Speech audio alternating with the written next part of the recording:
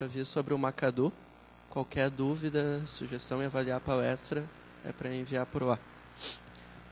Então, meu nome é Guilherme, eu sou desenvolvedor Drupal há cerca de 5 anos. Atualmente eu estou trabalhando na MMDA, que é uma produtora digital focada em Drupal aqui de Porto Alegre. E hoje eu vou falar para vocês um pouquinho sobre integração contínua e como a gente está fazendo isso lá na empresa.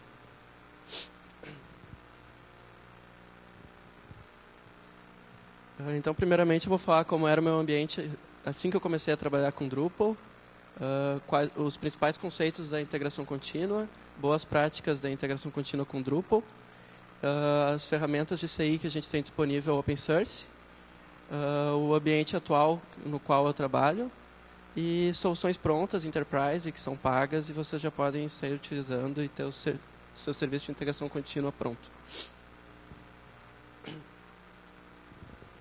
Então, a minha história com o desenvolvimento começou eu tendo um ambiente direto, um servidor. Acho que várias pessoas já começaram assim. Tu tinha um servidor, basicamente, e todas as alterações você mandava direto para lá. Era bem confuso, mas você sentia que tinha velocidade para alterar. O cliente pedia uma alteração. Quero mudar a corzinha de um botão. Tu ia lá, alterava o arquivo TXT direto, mandava para a produção e estava tudo pronto. E, além disso, tu não tinha problemas com deploy. Porém, tu tinha uma série de outros problemas que você ia corrigir um problema, tu acabava causando outros problemas. Por exemplo, tu tinha um formulário e tu ia alterar alguma coisa direto lá, errava alguma coisa no arquivo PHP e testava direto lá. Se tivesse algum cliente online naquele momento, ele ia ver teu erro, ia ver todos os problemas que tu causou só para alterar aquela funcionalidade. Outro problema é que tu não conseguia trabalhar em equipe, porque tu só tinha um servidor e se duas pessoas precisassem alterar a mesma coisa, tu não conseguiria, causando vários outros problemas. Além disso, tu não tinha um controle de versão, tu ia alterando direto no site, se tu não tivesse backup, por exemplo, e tu errasse alguma coisa, tu não tinha como voltar atrás. Esse é o primeiro caso no qual me deparei, eu acredito que mais pessoas já passaram por isso. E depois disso, eu fui lá e evoluí o meu jeito de trabalhar. A gente conseguia trabalhar em equipes agora, porque a gente tinha um ambiente de produção e tinha o desenvolvimento local. Já usava algum gerenciador de versões, como o Git, por exemplo. E as alterações eram teoricamente rápidas com esse ambiente. Porém, de novo, ele tinha uma série de problemas, como, por exemplo, dificuldade na integração do código. Como cada um desenvolvia na sua máquina e não tinha uma integração constantemente, quando tu ia integrar esse código e enviar para algum servidor, sempre gerava alguns problemas de integração, conflitos entre features e erros, e tinha dificuldade de testar, porque tu testava só nessa integração. E tinha o velho problema que o cara falava, funciona no meu local, mas não está funcionando lá. Mas daí o cara falava que funcionava no local dele.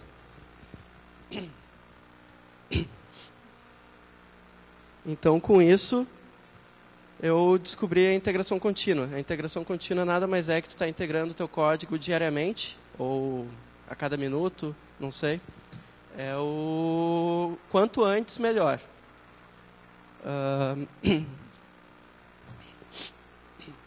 E dessa maneira tu consegue ter uma equipe grande, que tenha vários integrantes participando. Até ontem eu fui numa palestra que o cara falou sobre o desenvolvimento do kernel. Para vocês terem noção, eles têm, nas últimas releases, eles têm um commit a cada 7 minutos no código sendo integrado e rodando tudo automatizado, com os testes e tudo mais. Isso seria impossível naquele outro modelo. E eles têm cerca de 1.500 desenvolvedores em cada release, então seria muito impossível. Então, isso seria a solução dos meus problemas que eu tinha anteriormente. E a integração contínua ela surgiu com a metodologia de desenvolvimento XP, que é basicamente Extreme Programming, e o objetivo é fazer a integração toda hora mesmo, realmente.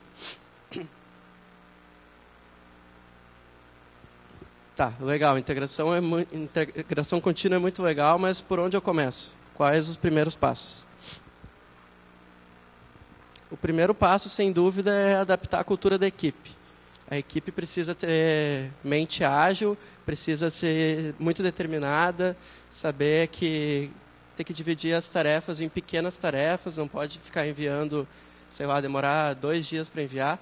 O ideal é tu ter tarefas de, no máximo, 1 dia, que tu consiga integrar teu código no final do dia, pelo menos, mas o quanto antes que tu consegue entregar algo pronto, melhor.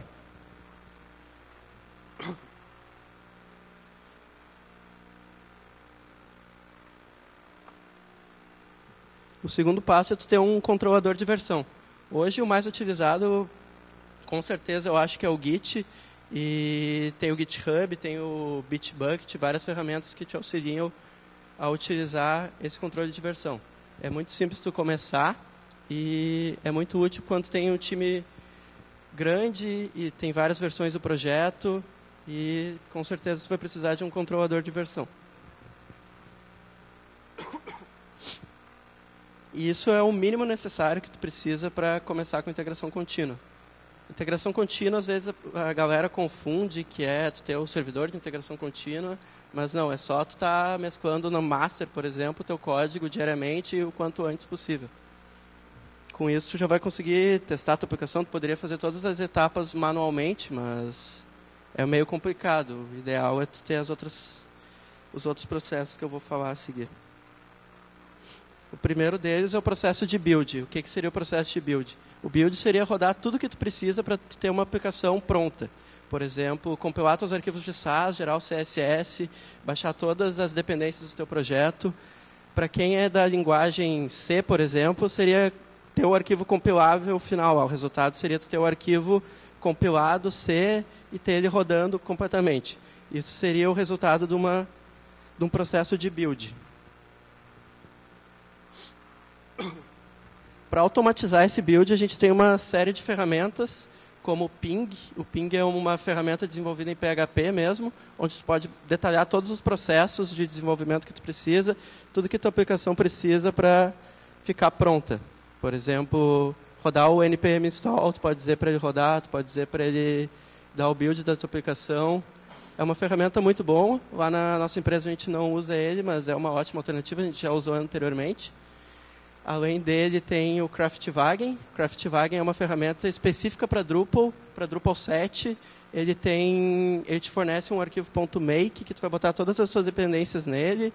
Além disso, ele tem um comando de build, apesar de ser um pouco limitado, que ele só faz o download dos projetos. Ele é uma ferramenta muito boa. A gente acaba utilizando ele em conjunto com o Shell Script mesmo, que daí ele baixa todas as dependências, instala as dependências do NPM, por exemplo, roda o gulp build para rodar os nossos arquivos SAS e transformar em CSS. Além disso, a gente tem o Drupal Console, que o Enzo apresentou hoje de manhã. Com ele é possível fazer todas as tarefas que tu quiser botar dentro dele. O Enzo até mostrou hoje de manhã como fazer. E além disso, a gente tem o Grunt, que daí é um automatizador para front-end mesmo, ferramenta de build para front-end. E o Gulp. O Gulp é o que a gente utiliza lá na MMDA também. A gente desenvolveu um tema que depende somente de extensões que estão no NPM e a gente utiliza o Gulp para fazer o build dessa aplicação. A gente nunca comita os arquivos .css, por exemplo, que eu já vi várias equipes fazendo isso, mas quando a gente desenvolve em SAS e tu comita o .css, tu acaba tendo vários problemas quando tu vai integrar o código, fazer merge, porque ele acaba dando problema que tu tem um arquivo só .css e acaba gerando erros sempre que 2 pessoas alteram alguma coisa.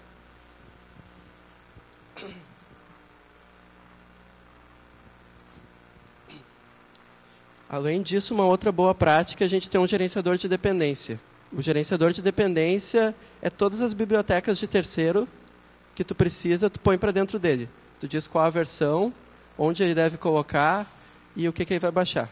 A gente nunca põe no Git mesmo a biblioteca de terceiro. Primeiro porque ocuparia espaço inútil que tem disponível lá para te fazer download. Além disso, é difícil de tu controlar a versão, porque tu tem que estar alterando o pacote, tu não tem um lugar centralizado dizendo a versão do pacote que tu está utilizando. Por exemplo, tem o módulo views na versão 3. não sei qual é a versão específica, só indo lá no ponto .info, e para me alterar eu teria que baixar todo o módulo de novo, e não só alterar uma linha como com qualquer gerenciador de dependência que a gente pode utilizar.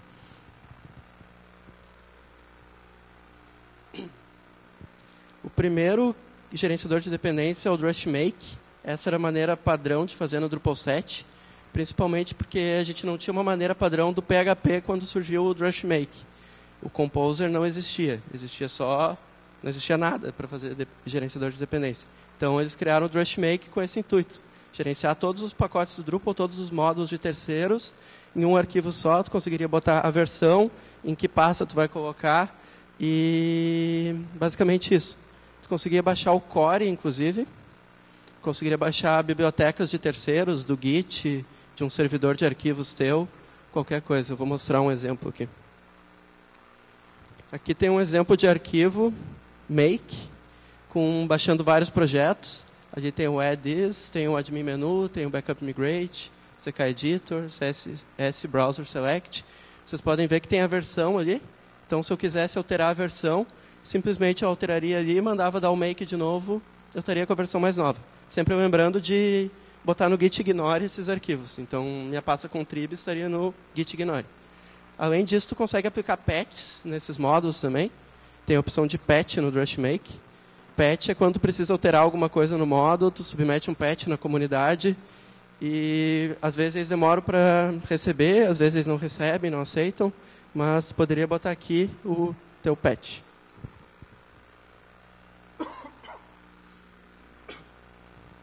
Depois disso, no Drupal 8, a maneira padrão vai ser o Composer mesmo. Com o Composer tu vai poder baixar os módulos, baixar o próprio Drupal, e a maneira padrão que o PHP utiliza hoje é o Composer.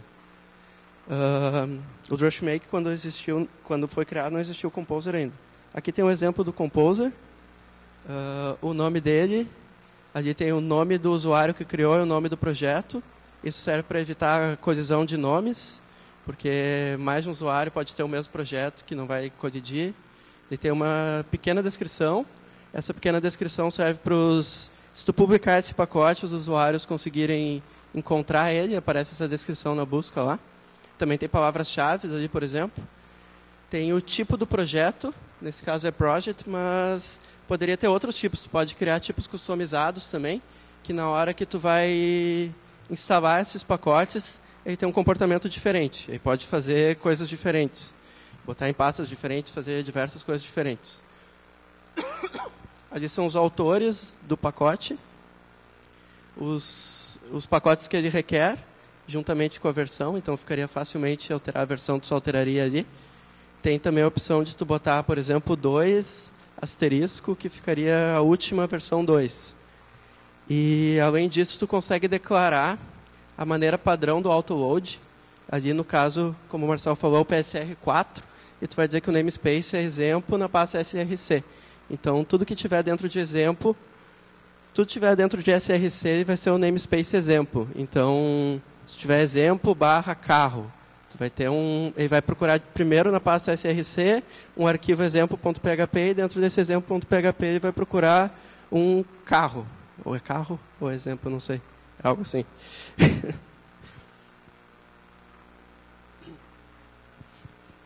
Depois disso a gente tem o NPM. O NPM é o gerenciador padrão do Node, mas agora ele passou por algumas mudanças e qualquer biblioteca front-end ele está por default colocando NPM. Então, tudo que tu precisa no teu tema, teoricamente, tu consegue instalar com NPM. A gente tem esse tema lá na MMDA, que é o Teca, que foi um tema que a gente criou, que ele depende só do NPM, não depende de nada do Ruby, por exemplo, do Compass, somente do NPM. A gente usa o SAS e o Bourbon, e ficou muito bom, porque é muito fácil de instalar, não precisa ficar manuseando as dependências do Ruby. E aí tem um exemplo de arquivo também. É bem parecido com o arquivo do Composer, só que é o arquivo do Node. Tem o nome, tem a versão, a descrição, o autor e as dependências ali.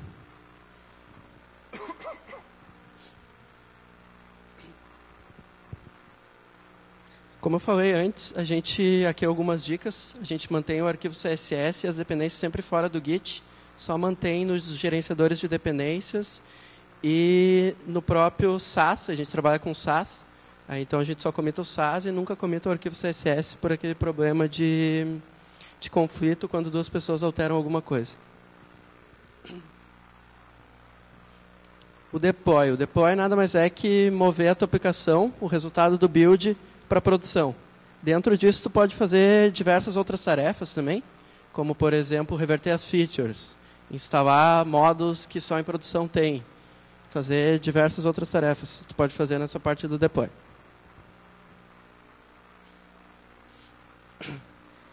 Tem ferramentas para automatizar o deploy, que daí seria no próprio servidor de CI. Tu pode automatizar esse deploy e toda vez, por exemplo, que tu fizer uma alteração no teu Git, ele já roda essas alterações e já publica no teu servidor de desenvolvimento. E já pode também notificar os usuários da tua aplicação, os desenvolvedores. Que esse é principalmente o papel do CI. Ele pega, vai fazer o build de toda a tua aplicação, baixar tudo que é necessário, rodar todos os teus scripts e fazer essa tua publicação. A gente tem o Jenkins, que é um servidor de CI open source. Eu acredito que seja o mais utilizado hoje em dia. Além de ele ser open source, ele tem diversos plugins já disponíveis para ele, como, por exemplo, o plugin de integração com o Slack. Aqui é um projeto lá da empresa. A gente simplesmente configura lá no Jenkins, diz que quando o build for startar, é para me avisar o canal. Então, ele já comenta ali dizendo que startou, ele comenta dizendo que teve sucesso ou erro. Dá para te fazer diversas outras ações com ele. Ele mostra as alterações que foram feitas nesse commit. Ali, no caso, não teve nada, mas é bem interessante. E a vantagem é tu ter tudo isso automatizado, né? A principal vantagem é ter automatização de tudo. Tu simplesmente desenvolver e não se preocupar com a publicação de nada. Tu não tem que ficar enviando para o teu servidor os arquivos, fazendo alterações. Só se preocupa em desenvolver e manda para o teu repositório e já vai automaticamente fazer o deploy, baixar tudo necessário e te avisar se deu problema ou não. Além disso, tu pode rodar diversas outras coisas, como testes.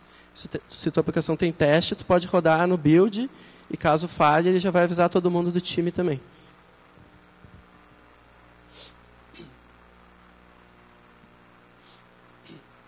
O Jenkins já tem integração com os principais gerenciadores de versão, como Git, SVN, já tem com o GitHub, Bitbucket. Inclusive, tu pode fazer builds nos pull requests.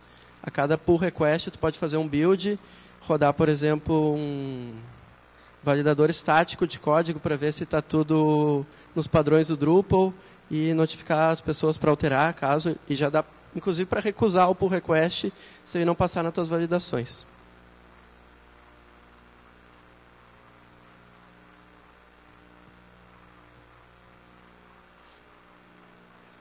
Uma outra dica é o Drupal Settings. O Drupal Settings, o ideal é tu ter um Drupal Settings comitado no Git, no qual tu faz as alterações, e tu ter um local, um settings local, que é o que vai ter a tua conexão com o banco de dados, vai ter conexão com o Memcache, Redis, qualquer coisa. Não ficar isso no repositório para não ter teus dados expostos num repositório Git, por exemplo. Então, tu só comita os settings para te fazer as tuas alterações e as coisas locais, tu tem um settings local mesmo.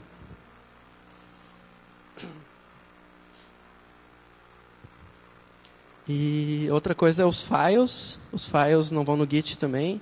E tu tem uma pasta, o ideal é no servidor, tu tem uma pasta separada, tipo, fora do teu doc root ali. Ter os files separados, porque quando tu for fazer o deploy, tu vai ter que apagar tudo e colocar o novo build ali, né? Teu novo resultado de build tu vai ter que colocar por cima, e caso teus files estejam lá, eles vão ser apagados. O que a gente faz é botar o local settings e os files fora dessa doc root e criar links simbólicos na hora do deploy na pasta sites lá default mesmo.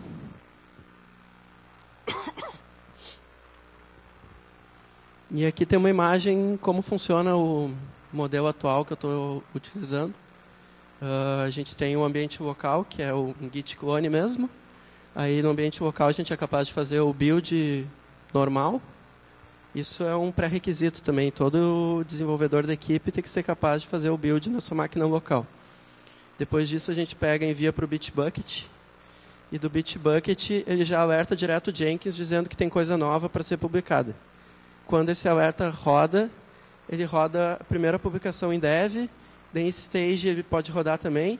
Em produção, normalmente, a gente não manda direto, a gente manda manualmente, porque tem que ter algumas aprovações. A gente tem 2 servidores de produção ali.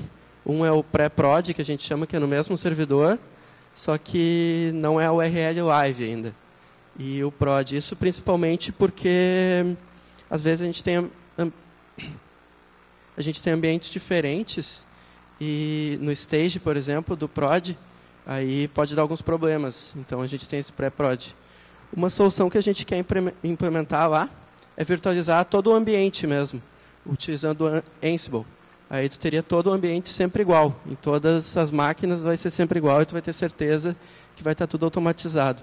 O que mudaria aí, nesse exemplo, seria que o Jenkins criaria a máquina mesmo, com tudo que tu precisa, Nginx, PHP FPM e o teu projeto, tudo de novo. Cada build ele publica tudo. Só teria que ter cuidado mesmo com o MySQL, que teria que ficar fora para ele não apagar. E as soluções que a gente já tem hoje no mercado, que já implementam, o Bamboo é uma ferramenta de CI da Atlassian. Ele já tem muita integração com o Jira, o próprio Jira, o Confluence, o Bitbucket. Daí tem outros tipos de ferramentas ali que já disponibilizam hospedagem também. A Acquia, por exemplo, eles já trabalham com integração contínua e eles disponibilizam por default 3 ambientes já, e tu pode configurar quantos tu quiser. E tem a Pantheon também. E tem o Platform SH. O Platform SH é muito interessante, que ele trabalha com essa questão de criar sempre um novo ambiente. Tu consegue setar a versão do PHP que tu quer para aquele ambiente. Se tu quer botar o Redis naquele ambiente, se tu quer botar qualquer coisa, ele te disponibiliza já. E além disso, ele tem uma ferramenta de build que tu pode dar local mesmo. E roda teus comandos que tu quiser. Tu já define num YAML lá mesmo quais os comandos que ele vai rodar no build e já fica tudo isso pronto. A gente está utilizando um projeto em Drupal 8, esse Platform, e é muito interessante. Então, como vocês podem ver, é um processo que vale a pena realizar e não é muito difícil. A gente tem soluções prontas já, open source, free. O que tu só precisa é ter um servidor onde tu possa instalar esse servidor de integração contínua e começar a utilizar. É bem simples. Então é isso. Obrigado.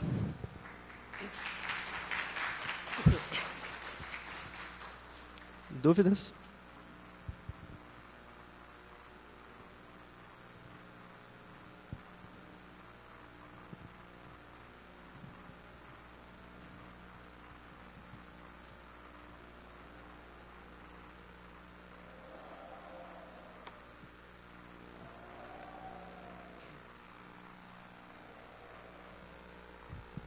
Fala.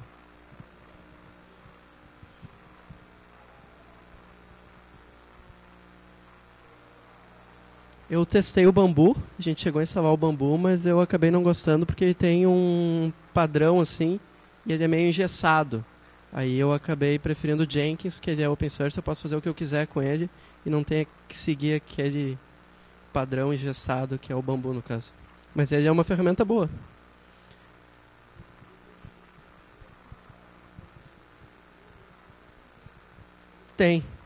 Tem um plugin que se chama Jenkins Theme, eu acho, que tu pode personalizar o CSS. Inclusive, eu tenho uma instalação que ele usa Material Design, que está disponível no Git lá, tu só tem que botar o link CSS e ele já vai mudar tudo, praticamente. E fica bem mais bonito. Aquela instalação default é muito feia mesmo.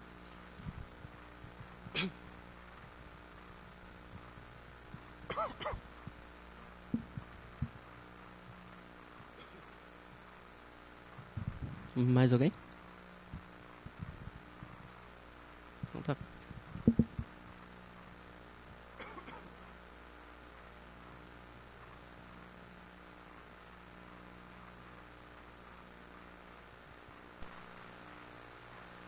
A gente tem um tempinho até a próxima outra palestra aí, daí se o palestrante quiser vir se organizando já. Valeu.